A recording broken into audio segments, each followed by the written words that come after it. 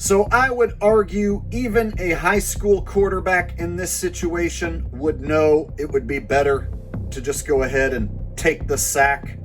I would argue even a high school quarterback knows intentional grounding would be better than throwing a pick six.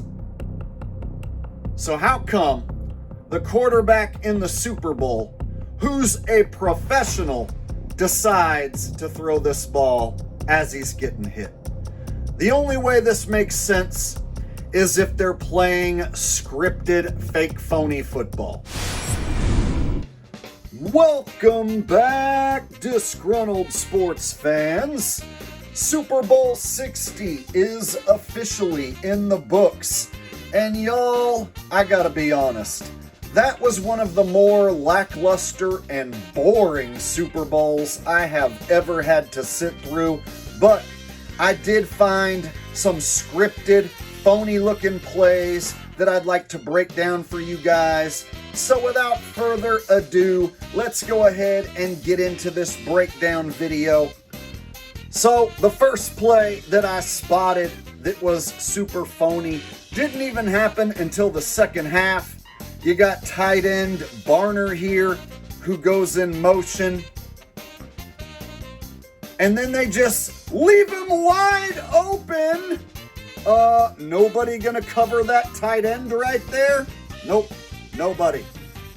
So Barner is left wide open, and he gets to score the first touchdown of the game. Not many people, I'm sure, had the tight end scoring the first touchdown.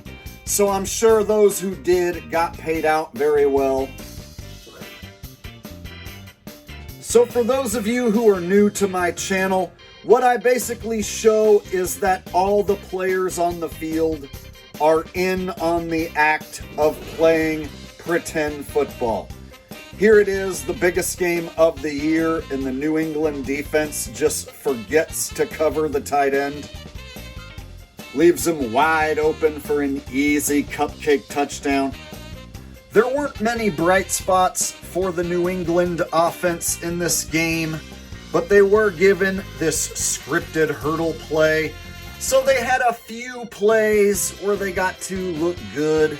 This was one of them. So whenever you see a scripted hurdle play, you're always going to see the ball carrier telegraph his jump nice and early, and then you're going to see the defender purposely go right underneath his legs, like so. Whoop! So when you go back and look at the footage in slow motion, you can clearly see that these hurdle plays are scripted and phony, and the defender is purposely going underneath the ball carrier when he jumps, because the Seattle defender here, he can see the New England ball carrier is beginning to jump, so why wouldn't he just put his hands up and knock him out of the air right here? He could slam this guy down in mid-air if he would just put his hands up and catch him in the air, but instead he purposely goes underneath him. So every time you see one of these hurdle plays executed just perfectly, it's super phony and scripted, and clearly the defender is going underneath the ball carrier on purpose. Alright, so on this play, the script went wrong.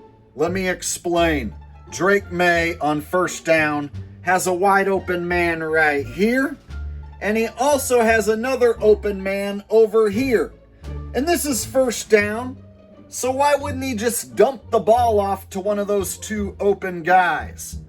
He's got time in the pocket, and instead he hucks the ball way up in the air into triple coverage. I mean, come on. Drake May is throwing into triple coverage. He's supposed to be a professional quarterback in the Super Bowl, but he's going to do something extremely stupid like this? So the ball should have been intercepted, and I'm pretty sure he was trying to throw an interception on purpose, but The defender can't hang on to it, and it's incomplete. Now, you might think it was just a simple mistake by Drake May. He got caught up in the moment and accidentally threw it into triple coverage. Not so fast.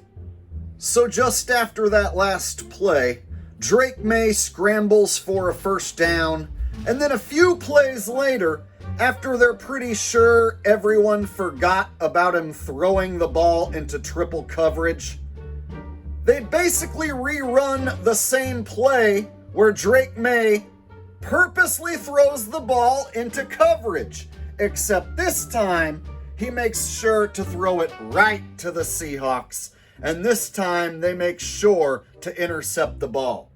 This makes me think when he threw it into triple coverage, it was supposed to be an interception, but the defender didn't hang on to the ball, and it didn't go according to the script.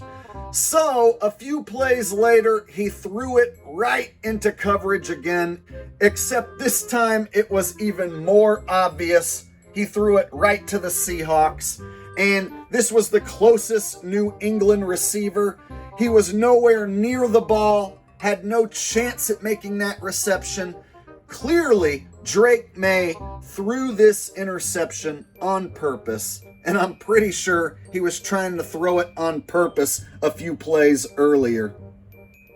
So if we look at the replay from another angle, we can see Drake May purposely throws this ball to the Seahawks, and it's very obvious.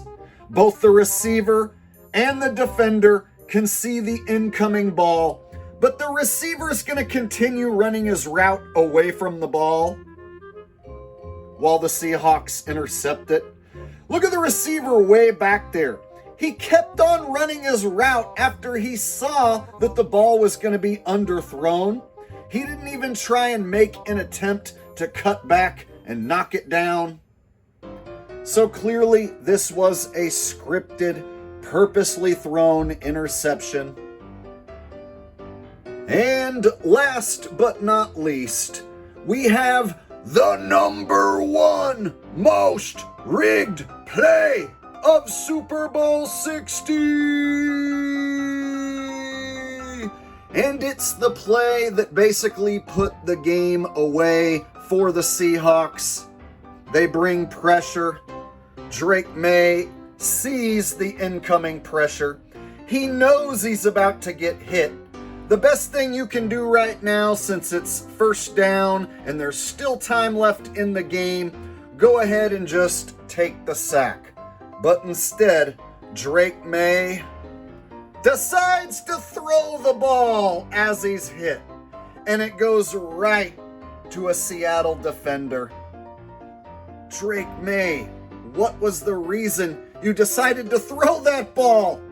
There was no reason to throw that ball, and he could go all the way. Touchdown, Seahawks. And of course, this put the game out of reach for the Patriots. It was essentially over at this point.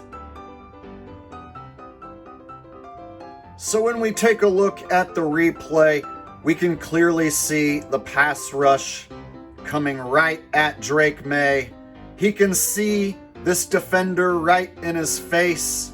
At this point, to try and throw the ball is a terrible idea because it can result in a turnover or even worse, a pick six.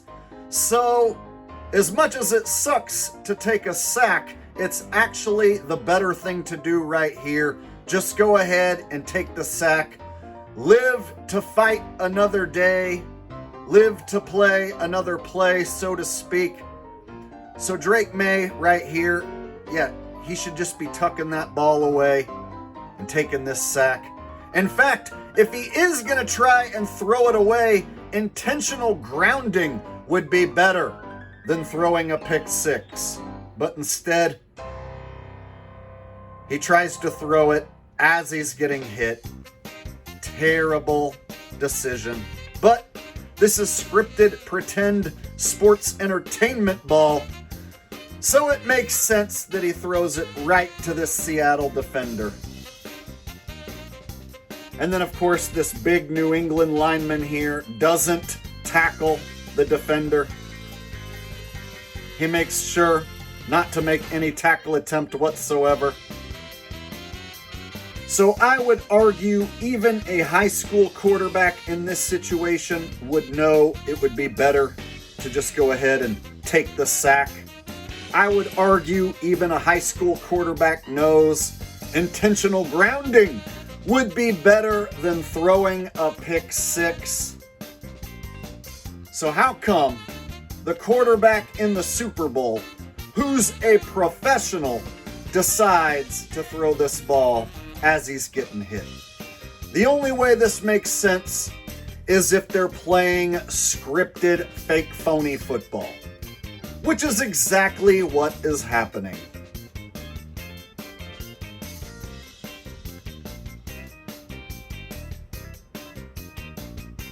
And the Seattle Seahawks go on to win this game. They are Super Bowl champions. They win Super Bowl 60 in not so dramatic fashion. Straight up, y'all. I'm not going to say this was the worst Super Bowl I've ever seen, but it's one of the worst Super Bowls I've ever seen. This game never really was close. It never was exciting. In the first half, I literally almost fell asleep a few times because it was nothing but punts and field goals. But there you have it. Another year of scripted football in the books. I hope you guys enjoyed it. I sure did not. But I did enjoy breaking it down for you guys.